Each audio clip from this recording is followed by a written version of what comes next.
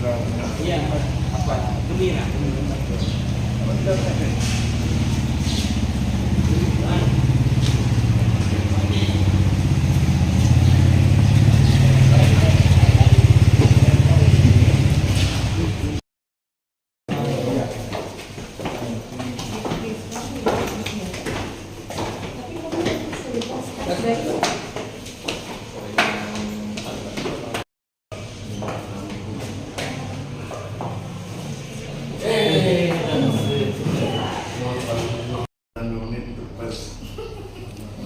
Wawancara.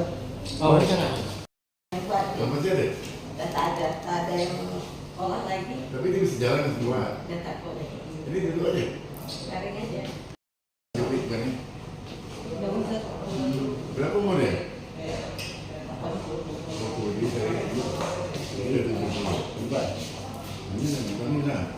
Yang baru 2 bulan lebih dilantik di sini merasa terhormat, merasa tersanjung atas kehadiran Datuk Huzrin, karena terus terang kegiatan ini sebenarnya kita laksanakan hampir setiap tahun tuh, tapi tahun ini begitu saya dilantik, alhamdulillah Datuk berkesempatan hadir bersama-sama kami di sini untuk memperingati dan mengenang tragedi Samsat ya. Alhamdulillah ya Tuk ya, kami memang di PT sini Tanjung Pinang berkomitmen memang untuk terus melaksanakan kegiatan ini setiap tahunnya, karena memang sejarah pembentukan provinsi Kepri tidak lepas dari perjuangan kawan-kawan tokoh-tokoh pejuang yang ada dalam ruangan ini. Kami semua sangat berterima kasih, kami semua sangat mengapresiasi, karena kami semua menyadari kalau tidak adanya perjuangan dari rekan-rekan semua, dari Datuk dan para abang-abang aktivis semua di sini, mungkin saya dan teman-teman yang ada di sini juga mungkin tidak berada di sini. Dan dengan semangat perjuangan dan pembentukan Provinsi Kepri, dengan tahun ini kita temanya itu menolak lupa, dan kami berharap memang juga kami yang ada di Samsat Tanjung Pinang ini tidak akan pernah melupakan sejarah terbentuknya Provinsi Kepri yang sudah diinisiasi oleh Datuk beserta rekan-rekan aktivis yang ada dalam ruangan ini.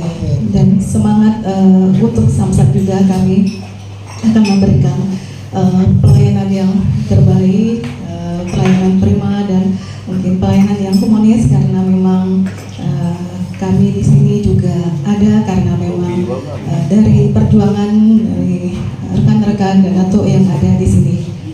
Mungkin nanti kegiatan ini akan dilanjutkan ya sama Datuk Oom, dan kami semua di sini ingin mendengarkan sepatah dua kata juga dari Datuk tentang kilas baliklah perjuangan pembentukan Provinsi Kepri, yang mana mungkin ada dari kami dan rekan-rekan terutama adik-adik mahasiswa yang mungkin memang tidak tahu sejarahnya gitu. Jadi memang kita buat ini supaya kita semua mengetahui sejarah dan jangan pernah melupakan sejarah gitu. Saya sudahi dengan wabillahi taufiq wal hidayah. Wassalamualaikum warahmatullahi wabarakatuh.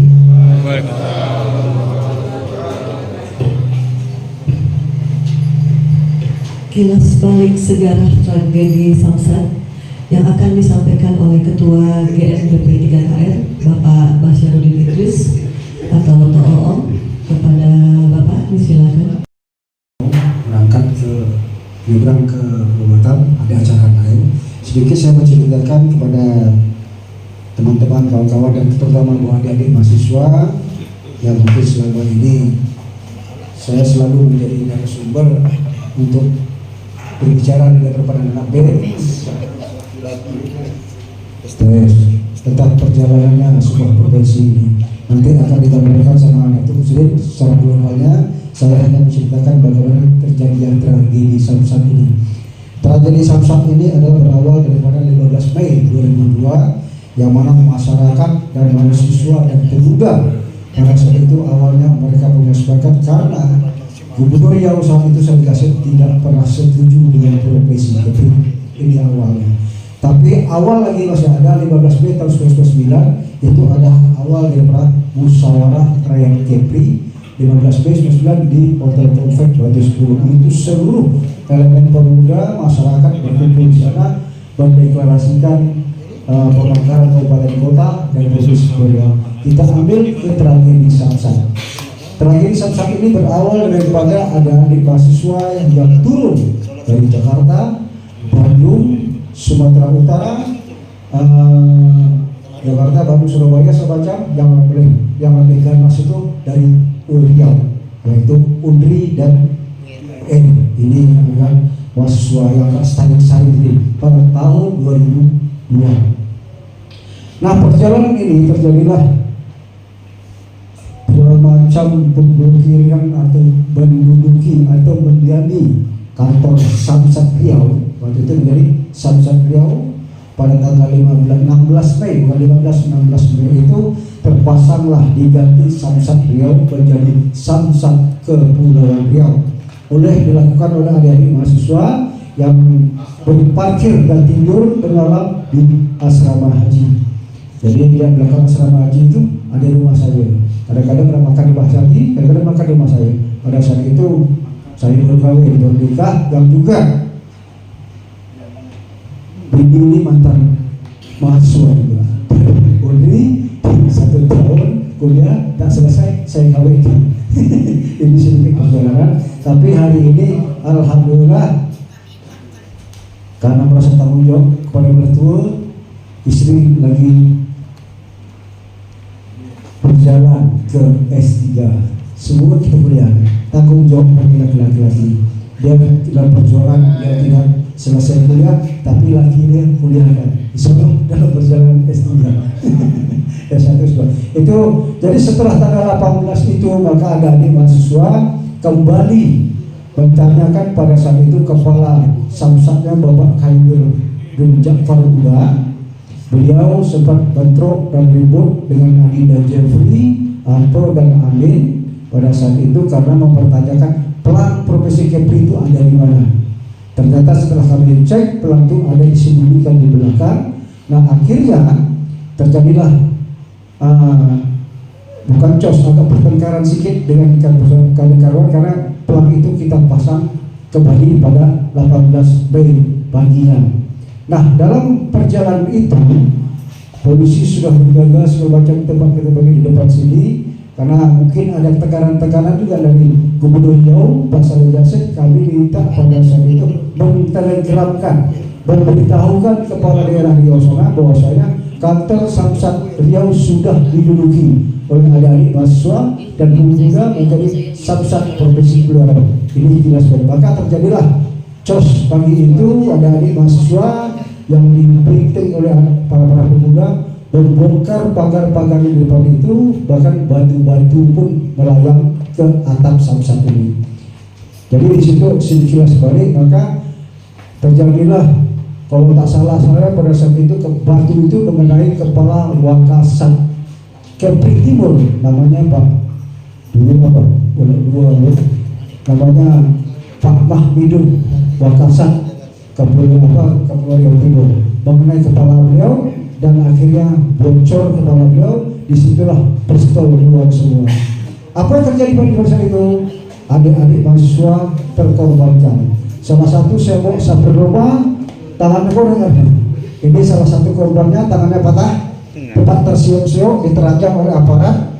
Dan saudara Yanto ini, Jeffrey yang dua ini masuk diperiksa polisi. Pada situ Kapolresnya Pak Johannes Supartanto, ini Jeffrey yang pakai topi putih, Yanto ini Yanto pakai jas. Insya Allah kalau kata di Gubernur Natuna Anang Basuki Provinsi Jawa. Naas. Nah itu sekilas balik, makanya terjadilah yang menjadikan adik-adik mahasiswa yang kita cek ke rumah sakit pada saat itu lebih kurang 13 atau 14 yang terluka-luka. Ada tangannya koyak, ada kepalanya koyak, ada kakinya koyak, yang 3 orang di penjara dan semacam. Dan akhirnya disitulah kejadian sangat tragis, yang adik-adik mahasiswa ada lari ke PAN, pada sebelah itu ada jual bakso, ada lari ke sekolah pendidikan Nusantara ini sebelum pendidikan Nusantara itu percetakan. Nah, setelah itu maka mereka menyembunyikan alma maternya takut dipukul oleh polisi. Tapi itulah risiko sebuah perjuangan. Akhirnya tanggal 24 September 2002 alhamdulillah Profesi Kepri dibentuk dan sah Undang-Undang Nomor 25. Tapi tak lepas itu, ini semua berkat keberanian dan kita Husnul yang lebih lama di penjara, yang lebih lama di dalam lapas karena memperjuangkan sebuah profesi beliau. Bahkan beliau juga telah berani melepaskan jabatannya sebagai bupati beliau yang wakil bupatinya hari ini menjadi gubernur beliau. Itu Pak Hasan Ahmad. Itu Tosan Tempo. 24 tahun tragedi ini telah berlalu dan diperingati, tapi saya tidak dapat hadir. Tapi hari ini dengan izin Allah Subhanahu Wa Taala bisa hadir. Takut-takut ini macam wasiat yang terakhir.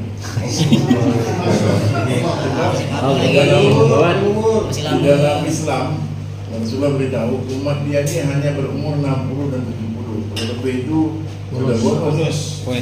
Dan saya juga sedang membuat sebuah buku biografi saya, nanti akan insya Allah akan diserahkan kepada masyarakat pada tanggal 27 Oktober tahun 2026. Kita mendengar sekilas Bali sejarah Samsat ini dan telah banyak kita lihat juga di media sosial begitu tragis. Dan barangkali saat itu merupakan puncak daripada peristiwa yang berlalu, peristiwa terdahulu banyak terjadi di tempat-tempat lain.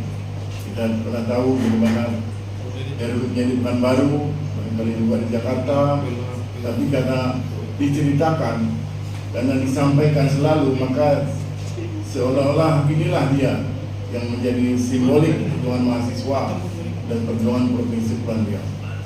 Begitu juga dengan sejarah berdirinya provinsi ini, banyak cerita yang tak dapat kita sampaikan.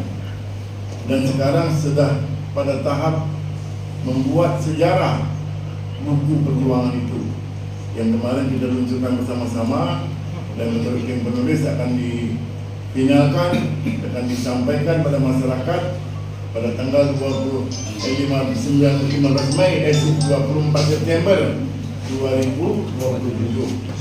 Yang sebelumnya nanti insya Allah tanggal 15 Mei 2027 akan dibedah untuk mencari lagi informasi-informasi tentang keabsahan sejarah kita itu. Barangkali tidak dapat semua kita akan ceritakan, karena dalam setiap kejadian ada namanya untold story kita atau behind the screen yang tak dapat diceritakan. Kalau umpamanya anggarannya, kalau orang bilang saya korupsi 3 miliar, dana yang digunakan itu lebih dari 10 miliar.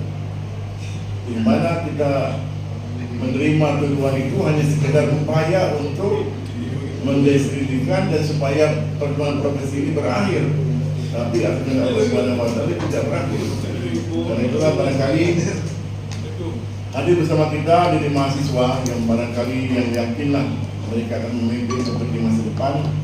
Dan hadir bersama kita sisa-sisa Laskar Panjang ini yang tak tahu kapan akan kembali, teman-teman telah mendahului, dan Pak Sigit masih ada, wartawan masih ada, akan mensiarkan, akan menyiarkan berita ini kepada seluruh masyarakat bahwa terbentuknya Provinsi Kepulauan Riau ini betul-betul atas kehendak dan izin Allah Subhanahu Wa Taala.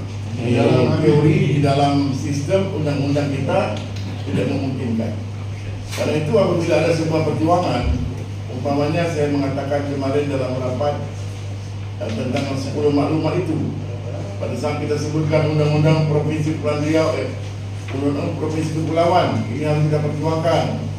Kemudian juga masalah umpamanya Labu Jangkar, masalah PSN, ada suara berteriak, sudah tak mungkin nih Pak, undang-undang tidak memungkinkan. Saya bilang Provinsi Kepri itu tidak memungkinkan.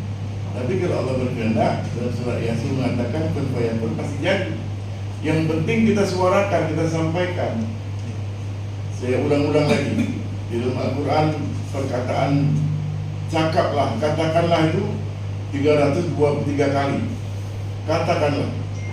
Dalam 114 surat 57 surat berbunyi katakanlah. Jadi kita mesti banyak berbicara. Kalau mahasiswa rajin berbicara, tokoh-tokoh berbicara, semua masyarakat berbicara, maka akan jadi suatu kesimpulan, semacam suatu teriakan yang betul-betul menjadi perhatian. Karena itu yang pertama dalam maklumat kita itu usulan provinsi kepulauan itu mesti ada dukungan.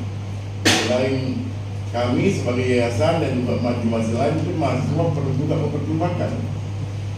Itulah yang saya harapkan pertemuan ini menjadikan tonggak sejarah, tetapi memulai. Kalau masyarakat bertanya kenapa pemerintahan kita lupa masyarakat, bukan. Memang dalam sistem negara kita 30% dana ini untuk pejabat pemerintah, DPRD dan ASN, bupati, gubernur dianggarkan 30%. Mereka suka-suka lah mungkin kantor mewah, beli kendaraan, itu dibolehkan. Kemudian 30% lagi kepentingan politik. Kepentingan politik itu pimpinan partai dengan fraksi-fraksinya di DPRD mengatur anggaran. 30% lagi lah untuk masyarakat itu. Dan kita berawal, cita-cita kita ini kan mengharapkan kepada rakyatnya lebih sejahtera, lebih makmur dan cepat. Karena kita merasa ditinggalkan oleh Pekanbaru jauh. Pekanbaru lebih banyak dibangun oleh mereka karena dana dekat dengan mereka. Kemudian pejabat-pejabat pemerintah waktu itu saya ingat tidak banyak. Setelah Pak Murwanto berakhir, beberapa pejabat stafnya pindah, itu pun hanya kebagian beberapa dinas. Terakhir kita mendapat wakil gubernur Bapak almarhum Bapak Raja Hadis. Kekhawatiran daripada Gubernur Riau Pak Saleh Jassid itu berbicara dengan Pak Azirwan yang masih ada itu, dia bilang pagi hari menjelang pengesahan di Jakarta, bertemu dengan Pak Azirwan, Pak Azirwan cerita pada saya, sebentar lagi bagaimana Pak Gubernur kalau provinsi ini jadi? Dia bilang tak mungkin, pada sore itu akan disahkan. Saya bukan tak setuju, dia katakan, saya khawatir kalau provinsi Kepri jadi, maka besok yang duduk di pimpinan-pimpinan pemerintahan, pimpinan-pimpinan DPRD dan anggota DPRD, kepala dinas, bukan orang Kepri. Maka itulah kewajiban beliau. Dan itu saya angkat tangan, saya angkat salut. Beliau masih hidup lagi, dan masih sehat, masih bisa main golf. Bahwa sampai berakhirnya Provinsi Riau ini direbut oleh Kepri dengan paksa, dengan cara paksa melalui Mahkamah Agung itu, sehingga inisiatif DPR RI disahkan undang-undang di sore hari 24 September 2002 itu. Gubernur Riau dan Ketua DPD Riau tidak pernah memberikan surat persetujuan. Dia tetap merasa amanah, dia tetap merasa menjaga akan kebaikan demi kepentingan Kepulauan Riau. Walaupun dalam tubuh kita sendiri, Provinsi Kabupaten Natuna bergerak untuk menolak, baik dalam sidang-sidang di Mendagri maupun dalam pernyataan sikap. Yang berani mengatakan sikap adalah teman-teman dari Anambas yang sekarang di kabupaten. Kalau kita berbeda, kita sejarah mencatat ini belum lagi berapa lama gubernur kita beri surat dukungan, jadinya provinsi Natuna Anambas, DPRD memberi rekomendasi, apakah itu melalui paripurna ataupun melalui katakanlah tukar pendapat dengan kami. Tidak, kita ini seolah teramputasi, seolah kami ini rakyat tidak ada hak lagi bicara karena sudah ada DPRD, sudah ada gubernur. Padahal kita ada musyawarah mufakat. Itulah yang kadang-kadang saya sebetulnya sangat bersedih. Kawan-kawan berjuang begini hebat. Kalau untuk saya minta kepada Pak Profesor Malik, jangan ditulis sejarah yang saya cerita ini kemarin di depan mahasiswa juga. Kalau orang mengenang kehebatan 24 September berdirinya provinsi, 1 Juli dilantiknya Pak Ismet Abdullah, saya 1 Juli itulah tanggal yang saya digiring oleh polisi dan jaksa dibawa ke penjara Kampung Jauh. Tanggal yang sama. Dalam pesawat saya mendengar radio siar langsung tadi bilang Gegap Gempita Bapak Hani Sabano melantik Ismet Abdullah sebagai pelaksana tugas. Saya di dalam pesawat menuju ke rumah saya sebentar karena selesai acara tokoh-tokoh pejuang Kepri, almarhum Kak Elza, Kaya dan semuanya ke rumah. Syukuran pendiri provinsi, saya tak beritahu mereka, hanya beritahu istri saya, jangan beritahu tamu yang datang. Saya telah diambil oleh kejaksaan, saya jual ke penjara Kampung Jawa. Dan saya mendapat remisi donor darah. Saya beri donor darah 6 kali, dapat remisi sebulan. Menjelang bebas itu dibatalkan, sehingga saya tidak jadi bebas awal. Apa yang terjadi? Saya kira ini hal yang lumrah, tapi menurut Kepala LP ini tidak jarang terjadi. Sehingga dia katakan kepada saya pada tahap 1 Syawal, itu ingat saya 4 November 2005, saya dikeluarkan dari pintu lembaga itu. Dikatakan itu tanggung jawab saya akan bersedia di apapun oleh dirjen, tapi Bapak harus bebas. Dia teman saya di KNPI waktu dia masih bertugas di AMPI dan KNPI itu. Dan ternyata ada berbau politis, karena itu para mahasiswa dan kita semua, resiko politik ini adalah perang, sama dengan perang. Kita tegak ditembak atau kita sembunyi dan atau kita menang. Tidak ada istilah separuh-separuh. Maka suatu hari setelah 5 tahun saya bebas dari anggap tahun di penjara itu, saya mendaftarkan menjadi calon gubernur. Di malam hari, apa kata ketua KPU Denny Ota? Maaf ya Pak Udrin, Bapak ini kurang 4 hari saja. Jadi ada tim yang menggerakkan supaya saya tidak boleh calon gubernur. Jadi dalam politik ini dia tidak ada peduli kawan, tidak peduli pejuang, tidak peduli apapun, yang penting tujuan tercapai. Karena itu saya merasa memang gerakan ini akan terjadi sampai kapanpun. Dan itu saya tidak merasa kecewa, hanya saya ingin memberitahu pertama kepada Allah Subhanahu Wa Taala dan kepada masyarakat bahwa saya masih punya hajat, kalau boleh saya ingin menjadi orang yang didengar, memberi saran untuk pembangunan provinsi ke depan, tidak hanya sebagai pelengkap, hanya dipidatokan inilah tokoh pejuang, inilah ketua BPD KKR, itu saja disebut-sebut dalam sambutan, tapi di dalam memberikan saran dalam perjalanannya kita hampir tidak diterima. Saya cukup prihatin selama perjalanan BPD KKR ini, sebetulnya hampir setiap tahun kami memberi saran dan pendapat. Almarhum Pak Jauza, Bapak Kuat, kemudian lain-lain tokoh Pekanbaru, tokoh Bandung membuat tertulis kepada pemerintah provinsi, tapi tetap kita hanya sekedar disimpan arsipnya dan kemudian tidak diberi perhatian. Sampailah akhirnya pada tahun 2015 saya minta berhenti, mengundurkan diri dari jabatan Ketua BPD KKR. Itu mungkin di Hotel Aston mungkin acaranya. Tapi seluruh peserta, seluruh tokoh-tokoh meminta saya meneruskan untuk tidak sekedar lambang, tidak sekedar peringatan, tapi sebuah lembaga yang harus kita pertahankan. Barangkali untuk sebagai kawan, sebagai teman. Tetapi kenyataan yang terjadi begitu sulit. Contoh pertama lah,